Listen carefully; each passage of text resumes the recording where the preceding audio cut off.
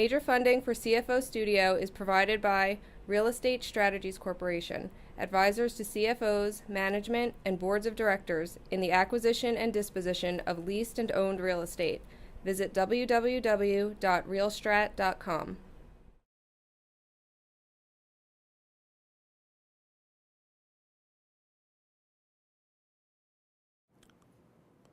Hi, this is Andrew Zizas, your host at CFO Studio. I have the pleasure of sitting here today with Howard Reba. Mr. Reba is a senior finance leader and CFO. His background includes having been a problem solver and directing teams to maximize operational and financial performance. Howard's here today to talk to us about the key to a successful M&A transaction. Howard, it's great to have you here on CFO Studio. Thanks for being with us. Thank you very much, Andy. Pleasure to be here. Howard, today our topic is the key to a successful M&A transaction. What is it? What's the key? Well, Andy, in one regard, it's quite simple and quite complex at the same time. It all depends upon discipline, experience, and careful planning.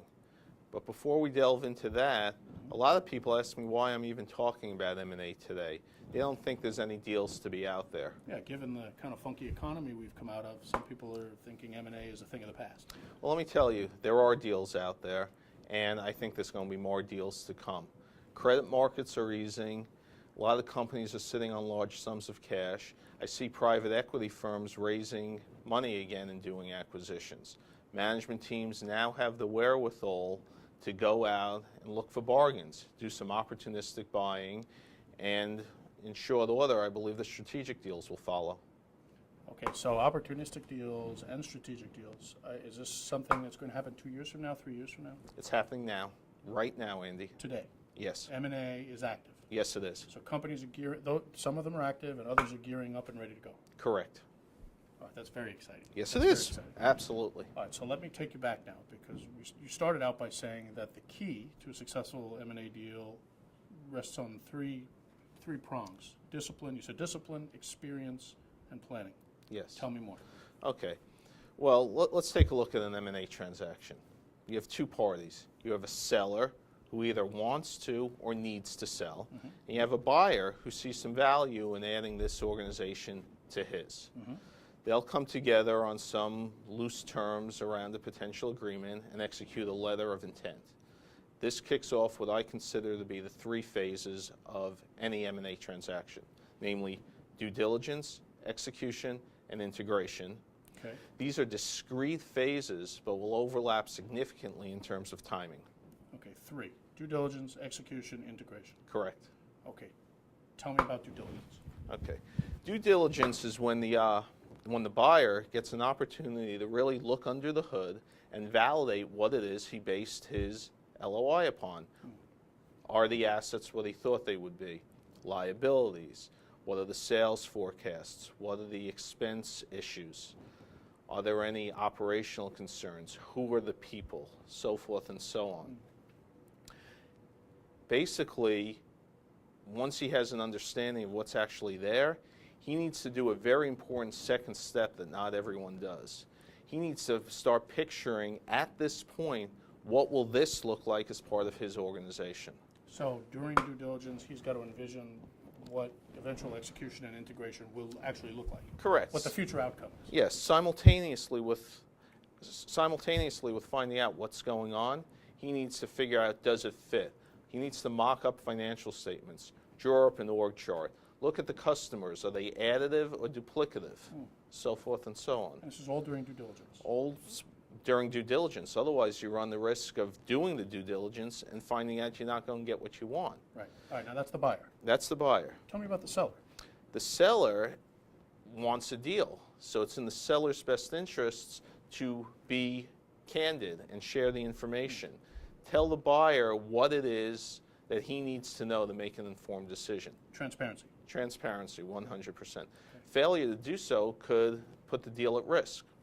I was part of one transaction where I was the buyer. We were months into due diligence, just about to close it out, and the seller calls me up and says, we have some pending litigation.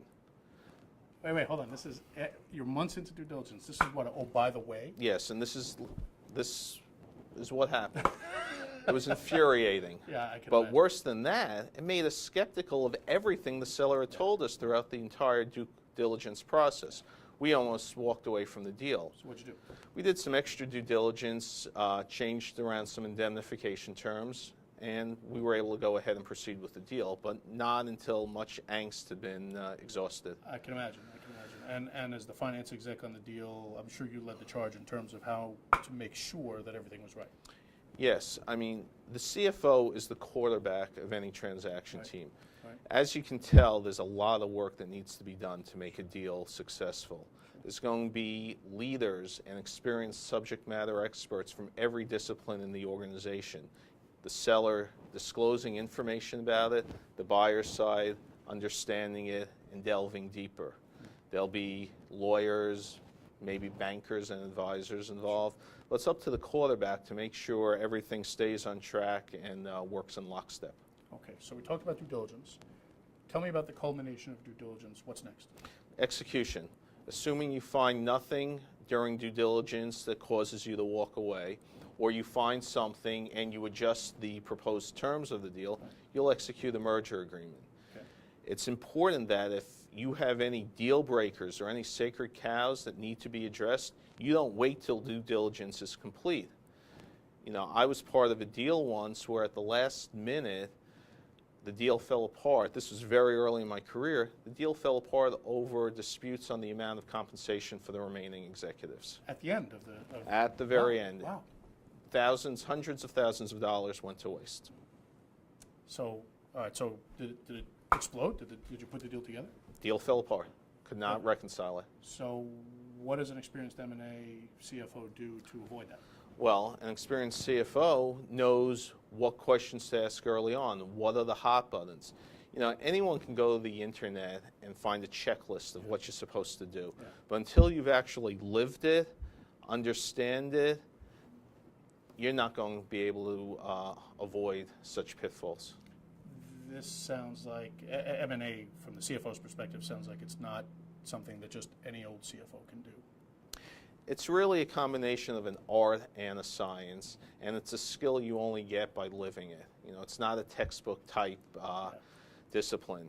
CFOs today have a wide spectrum of responsibilities. They go from the scorekeeper and transaction control-oriented activities all the way up to being a value-added business partner to the business. Right. As companies look to grow today, they can do it through investing in R&D, investing in its own organic growth, or acquisition. Acquisition is a key prong, a key lever that any CFO can pull, and you want someone who can do that for you. Okay, that makes perfect sense. So take me through part three. So we talked about discipline, we talked about execution. How does the qualified CFO shine when it comes to integration?